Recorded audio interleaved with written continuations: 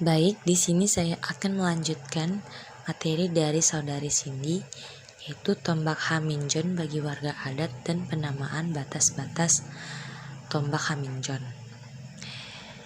Tombak adalah sumber utama penghidupan yang disebut martombak. Setiap keluarga, khususnya laki-laki dewasa, pada umumnya bekerja sebagai petani kemenyan. Haminjon, Styrax, benzoin atau kemenyan tumbuh di daerah pegunungan dengan ketinggian 900 hingga 12.000 meter di atas permukaan laut yang bersuhu antara 28 sampai 30 derajat Celcius. Berbeda dengan karet, penyadapan getah kemenyan tidak memerlukan wadah. Getah dibiarkan keluar dari batang pohon hingga meleleh.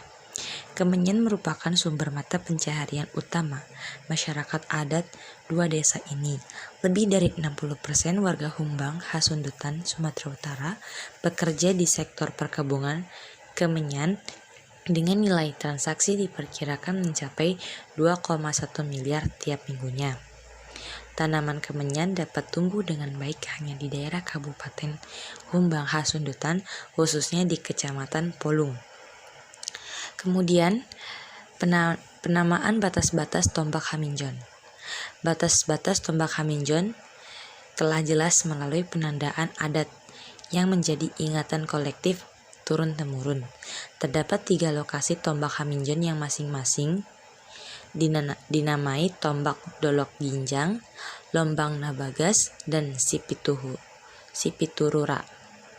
Tombak Haminjon Dolok Ginjang berada di puncak tertinggi dari semua tombak yang ada di kawasan itu, yang berbatasan dengan tombak desa Simataniari, Kecamatan Parlilitan, dan tombak desa Aiknauli. Tombak Lombang Nabagas dikelilingi lembah dan jurang yang dalam. Tombak Sipiturura berada di lembah yang dilewati oleh 7 sungai. Batas tombak Haminjon memiliki padumaan dan Sipituhuta ditentukan berdasarkan tumbuhnya jenis rotan. J. Sinambela menjelaskan, hatubuan hatang lamosik matombak ni padumaan dahat Sipituhuta, hatubuan hotang pulagos matombak ni parlilitan. Atau yang artinya tempat tumbuhnya jenis rotan yang diberi nama hotang lamosik adalah tombak milik hutan padumaan dan Sipituhuta, sedangkan tempat tumbuhnya hotang pulagos merupakan milik masyarakat adat di Kecamatan Parlilitan. Adapun batas tombak ini yaitu sebelah barat berbatasan dengan tombak milik masyarakat ada yang tinggal di desa Sihasdolok dan desa Simataniari, Kecamatan Parlilitan.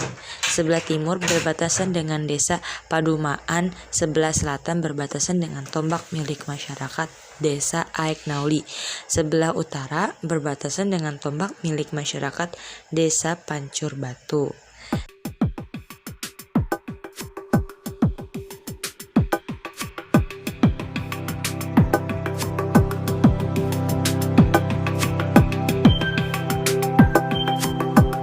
Bismillahirrahmanirrahim. Assalamualaikum warahmatullahi wabarakatuh. Nama saya Cindy Sri Wulan Safitri, NIM 1908202100.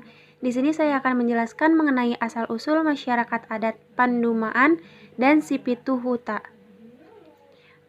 Pandumaan dan Sipituhuta secara administrasi pemerintahan adalah dua desa yang berbeda, tetapi hubungan silsilah sosial dan sejarah tata kelola sumber daya alam kedua desa ini ada dalam satu kesatuan ratusan tahun jauh sebelum era kemerdekaan Indonesia.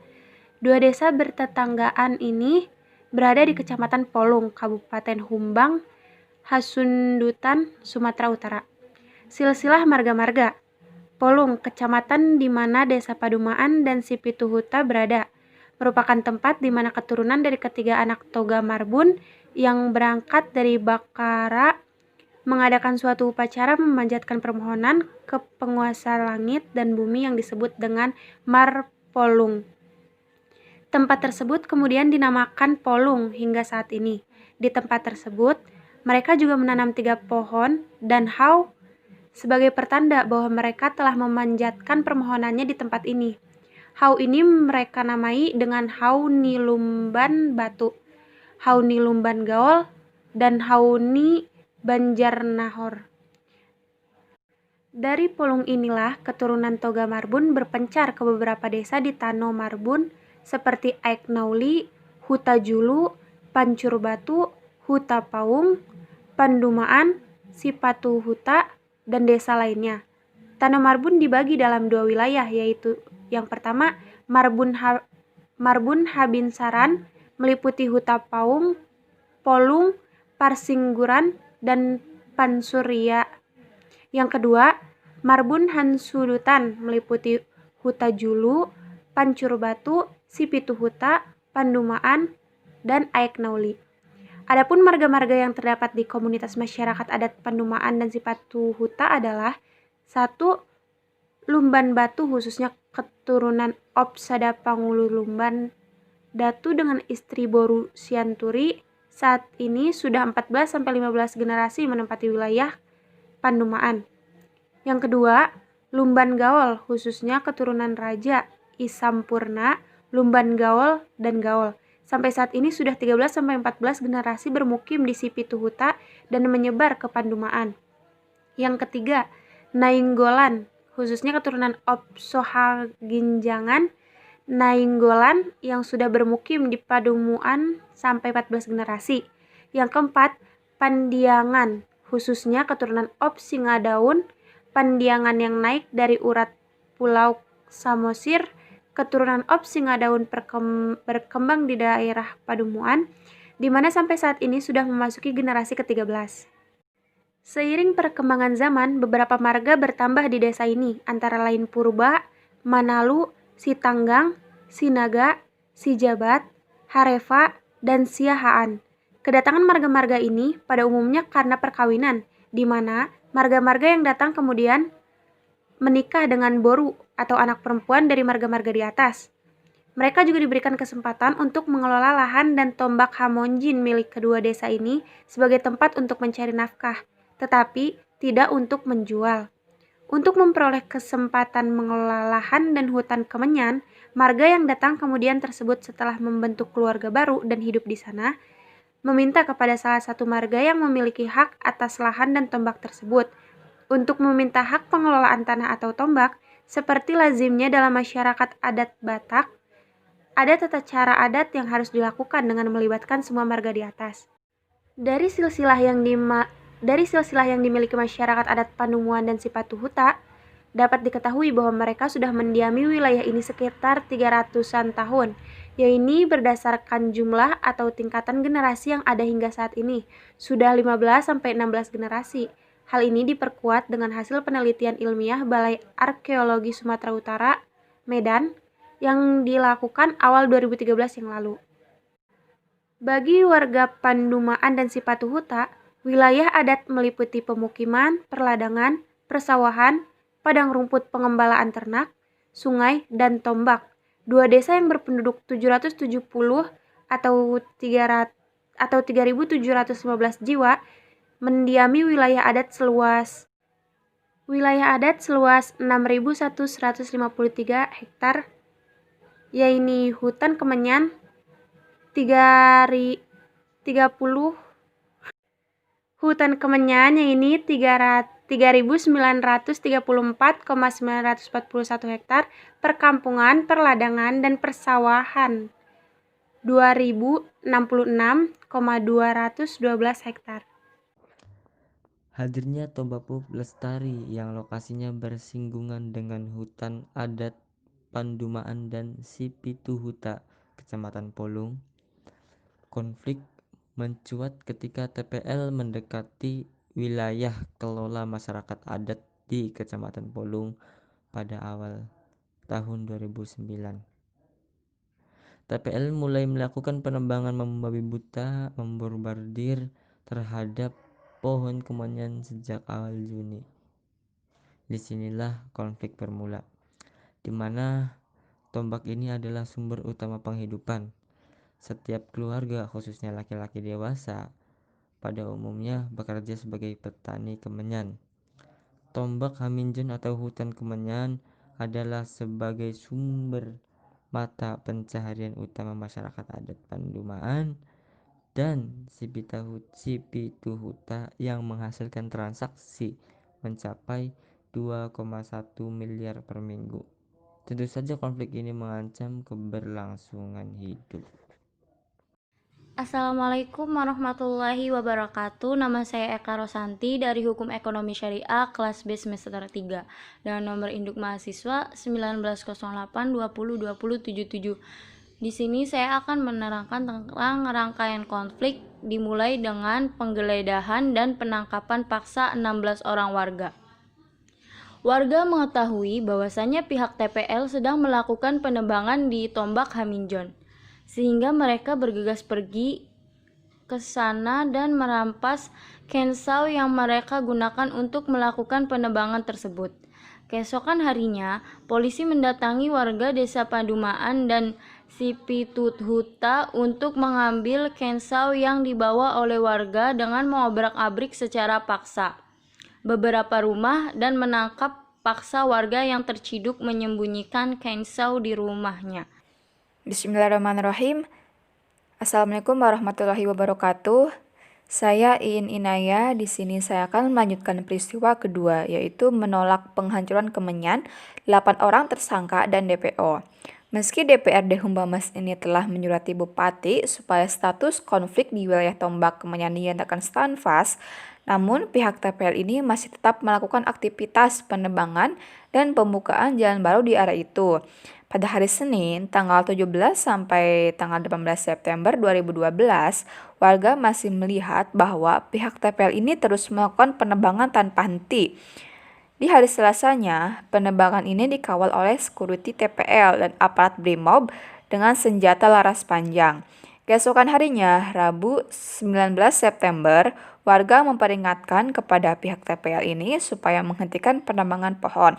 Tetapi dihadang oleh petugas Brimob dan malah menyodongkan senjata kepada warga. Warga tidak bisa menahan amarah, sehingga mereka memberanikan untuk menarik senjata dari Brimob. Dan beberapa jam kemudian, puluhan intel Polres dikerahkan ke desa Pandumaan untuk mengambil senjata. Polres Humbamas ini mengancam apabila senjata tidak dikembalikan malam ini, maka seluruh penduduk akan digeledah. Tetapi kalau senjata tersebut dikembalikan, kampung ini akan aman dan dijamin tidak akan ada penangkapan terhadap warga. Namun yang terjadi, Kapolres Humbamas menetapkan 8 orang warga Pandumaan dan Sipituhuta tersangka dan berstatus DPO. Kemudian pasca penjemputan senjata Brimob. Pada siang hari, tanggal 12 Oktober 2012, warga di desa tetap berjaga-jaga karena Kapolres mengatakan akan tetap menangkap 8 warga. Mereka tidak mau teman mereka ditangkap karena mereka ini berjuang untuk mempertahankan tanah adat mereka. Pada malam harinya, warga kembali berjaga-jaga dan mereka berdiskusi bahwasannya mereka sudah siap mati untuk mempertahankan Tombak Haminjon yang merupakan sumber kehidupan mereka. Warga sudah bersiap-siap menunggu kedatangan polisi, tetapi hingga malam tiba, pihak polisi ini tidak datang. Pada hari Sabtu, 22 September, 8 warga ini mendapat surat panggilan dari Kepolisian Resor Humbang Hasundutan. Dalam surat panggilan disebutkan untuk menjalani pemeriksaan atau untuk dimintai keterangan atas tindakan kekerasan yang dilakukan secara bersama-sama. Mendapat panggilan ini, warga protes dengan cara tidak menghadiri panggilan itu. Berikutnya, Selasa, 25 September, 8 warga ini mendapat surat panggilan kedua. Pihak kepolisian mengatakan bahwa apabila surat panggilan kedua ini tidak dipenuhi juga, maka pihak kepolisian akan melakukan penangkapan secara paksa dan akan langsung memborgol warga tersebut. Untuk menyikapi hal ini, penduduk 2 desa itu mengadakan rapat umum yang akhirnya menyepakati seluruh warga 2 desa akan menghadiri panggilan tersebut. Hari Kamisnya, tanggal 27 September, 500-an warga dari 2 desa mendatangi kantor Polres Humbamas. Melihat kemarahan warga, akhirnya disepakati proses pemeriksaan terhadap 8 warga ini tidak akan dilakukan, menunggu hasil rapat Uspida.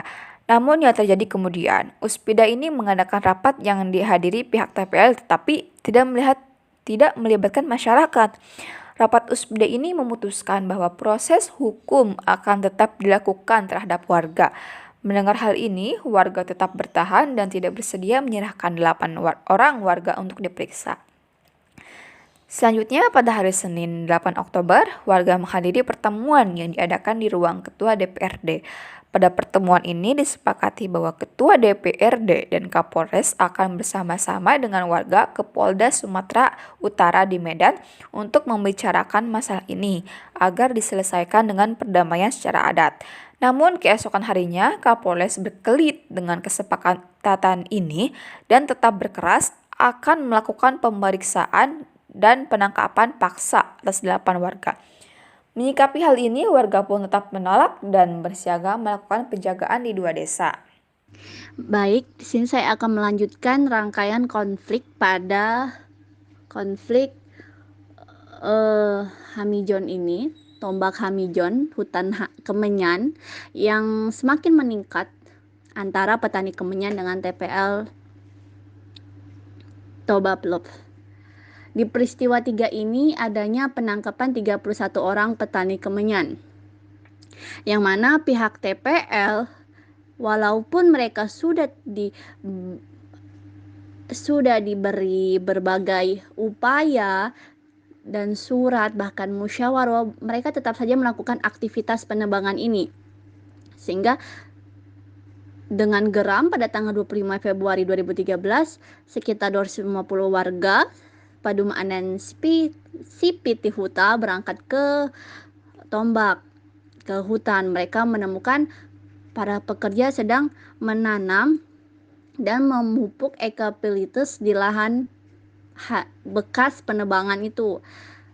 Warga tidak sepakat, warga marah. Akhirnya mereka menahan 20 pekerja tersebut.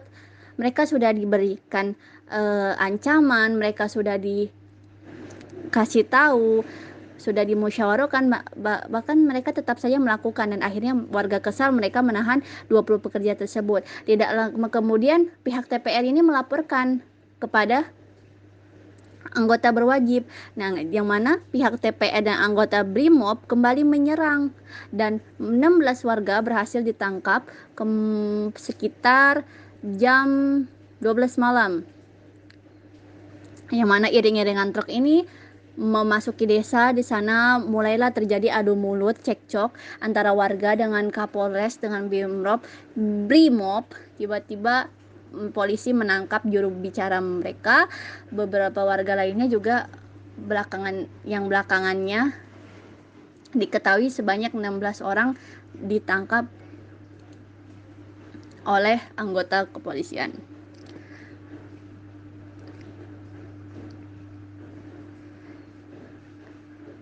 Tentu saja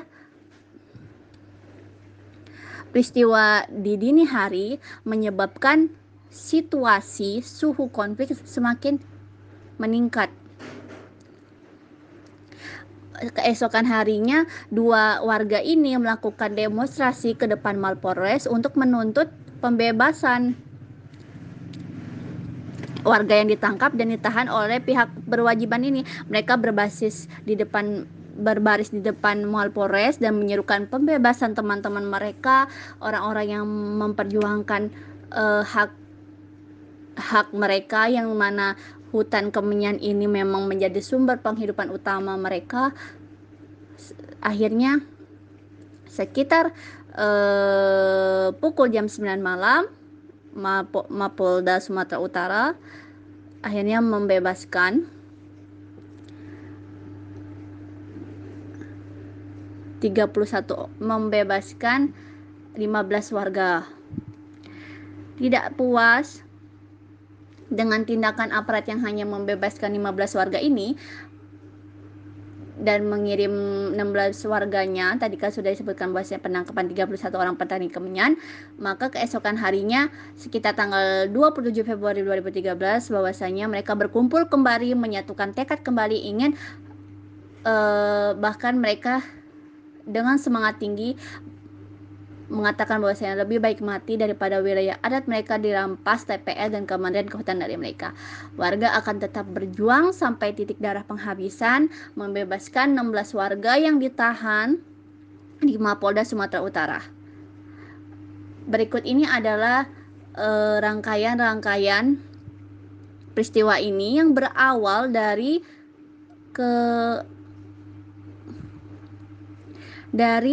konflik penebangan membabi buta di wilayah mereka. Tentu saja ini membuat mereka marah. Dari rangkaian awal mereka kesal mengambil chainsaw sebagai alat untuk melakukan penebangan sampai terjadinya peristiwa pertama, kemudian berlanjut ke peristiwa kedua yang mana mereka menolak penghancuran kemenyan, dan sampai pada penangkapan 31 orang petani kemenyan. Untuk mengetahui bagaimana upaya yang diberikan berbagai pihak atas konflik ini akan dijelaskan oleh Saudara Mohi. Terima kasih. Assalamualaikum warahmatullahi wabarakatuh. Nama saya Muhammad Muyaf Karo dari jurusan Hukum Ekonomi Syariah kelas B semester 3. Di sini saya akan menjelaskan tentang upaya penyelesaian berbagai pihak. Yang pertama, putusan MK 35 pasal Undang-Undang ke-10 2012. Respon warga atas putusan ini sebagai uji materi Undang-Undang Nomor 41 Tahun 1999 tentang kehutanan yang diajukan oleh Aliansi Masyarakat Adat Nusantara dan hak-haknya, bahwasanya hutan adat adalah hutan dalam wilayah masyarakat adat dan bukan hutan negara. Rekomendasi Komnas HAM.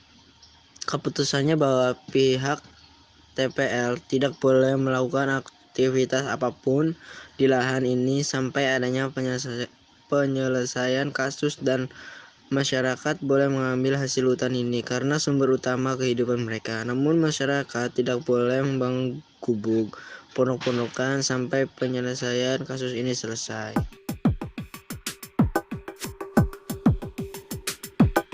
Udah mengeluh semua, anak-anak pun tidak bisa lagi sekolah nanti.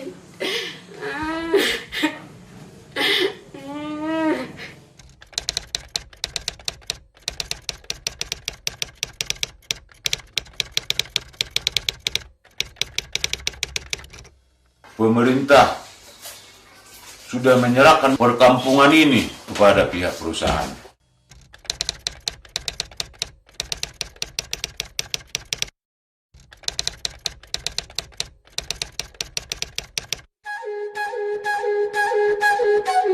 Jauh sebelum terbentuknya Indonesia menjadi sebuah negara, masyarakat yang hidup dari Sabang sampai Merauke merupakan sebuah komunitas yang hidup di wilayah adat mereka masing-masing.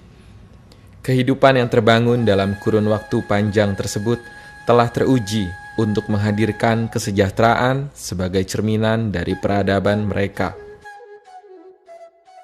Salah satu contoh kehidupan masyarakat yang berharga untuk dicermati adalah masyarakat adat yang membangun peradaban di sebuah komunitas yang menamakan diri mereka Huta Pandumaan dan Sipitu Huta, Tanomarbun, Kabupaten Humbang Hasundutan, Sumatera Utara.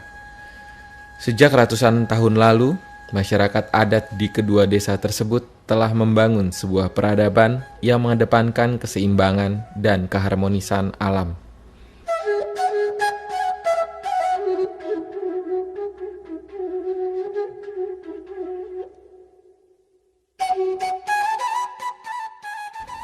Mereka menyadari bahwa tanah, hutan, serta keseluruhan alam adalah sumber kehidupan yang telah dipercayakan Sang Pencipta.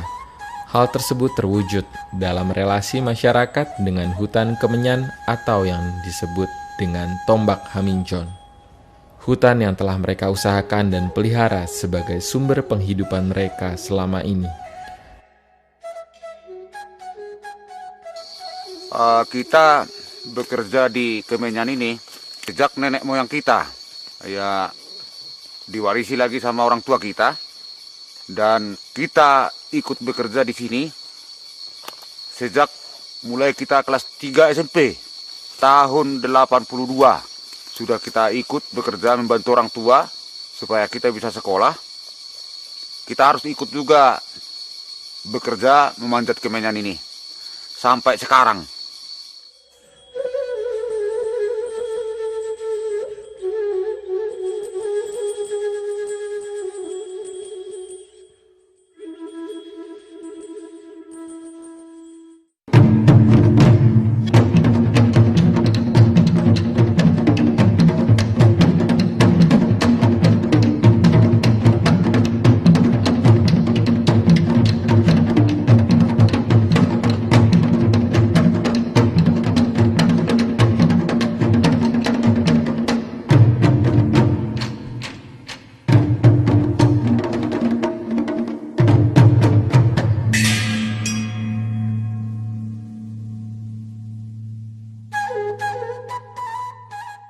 Seiring dengan perubahan, hadirlah sistem hukum serta ekonomi yang mengedepankan perolehan profit bagi pemodal dan pengusaha melalui eksploitasi sumber daya alam, dengan mengesampingkan keberadaan masyarakat adat serta sistem kehidupan dan tatanan harmonis yang telah berjalan.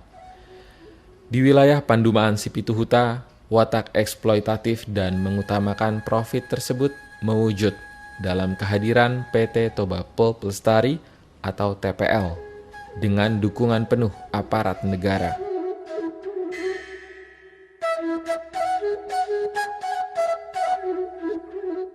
Sistem ekonomi tradisional tersingkirkan ketika masyarakat adat semakin sulit memperoleh sumber penghidupan yang selama ratusan tahun menopang mereka.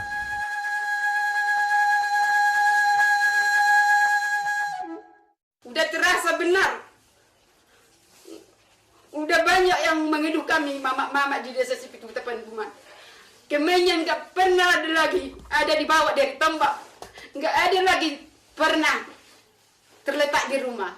Sebelumnya, kalau pulang, bapak-bapak dari Tombak, bawa aminjonya dari Tombak. Kalau sekarang ini udah nggak ada lagi.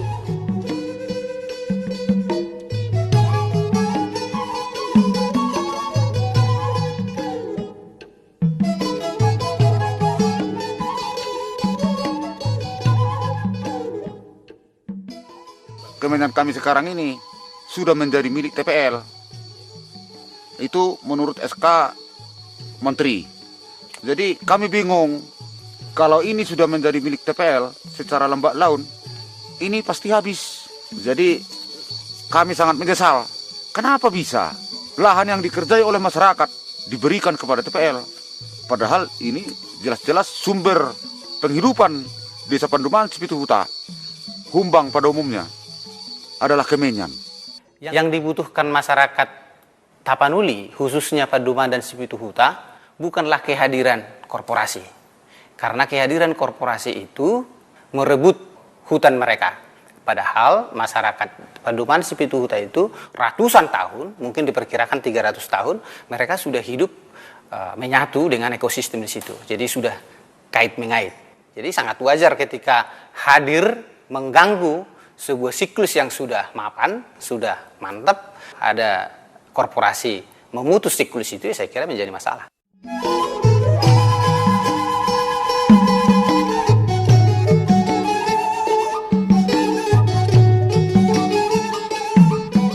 Masyarakat yang tidak rela kemanusiaannya terdegradasi terus maju bergandengan tangan dalam seluruh upaya perjuangan yang berlangsung.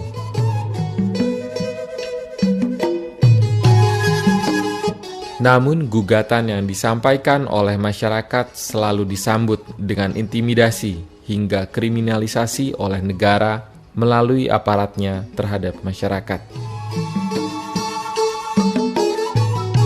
Maka semuanya masyarakat kita satu persepsi untuk memperjuangkan ini, tidak ada lagi yang tawar hati. Demikian sudah tertangkap 31 orang bulan kemarin untuk dimasukkan ke penjara. Yang sudah kami alami selama 5 tahun ini, setiap kami mengadu kepada pemerintah tidak pernah ditanggapi, tapi TPL mengadu kepada pemerintah, kami langsung ditangkap. Pemerintah ini tidak benar-benar peduli bagi masyarakat, hanya peduli bagi orang-orang pembesar, orang-orang yang mempunyai uang.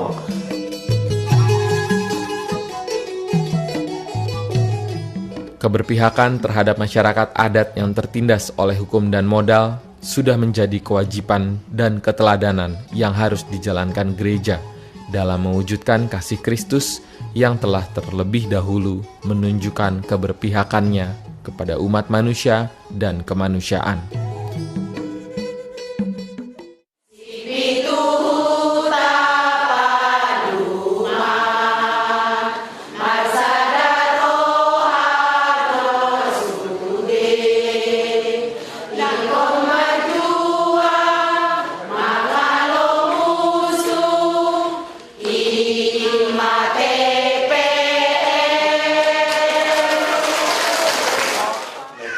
Do PGI, gereja-gereja Indonesia, dohot perjuangan rakyat lagi masa gosa di dia per kotidion, termasuk Padumaan Luhut Sipituhuta.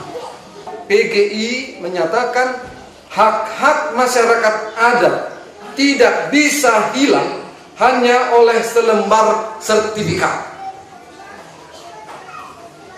Hak-hak masyarakat tidak bisa hilang hanya oleh selembar SK Menteri.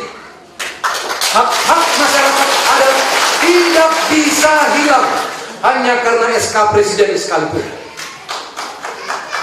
Pembangunan ekonomi harus mengutamakan rakyat dan pertumbuhan ekonomi, apalagi kepentingan di perusahaan manang pemodal.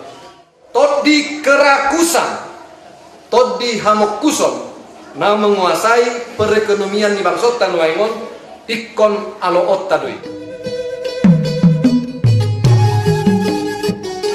Dapat disimpulkan bahwasanya dari konflik merampas Hamijon, merampas tanah pada Padumaan Sipituhuta melawan PT Toba Pulplestari Tbk ini merupakan salah satu konflik negara yang mencerminkan bahwasanya memang negara kurang mengakui adanya masyarakat adat di setiap wilayah.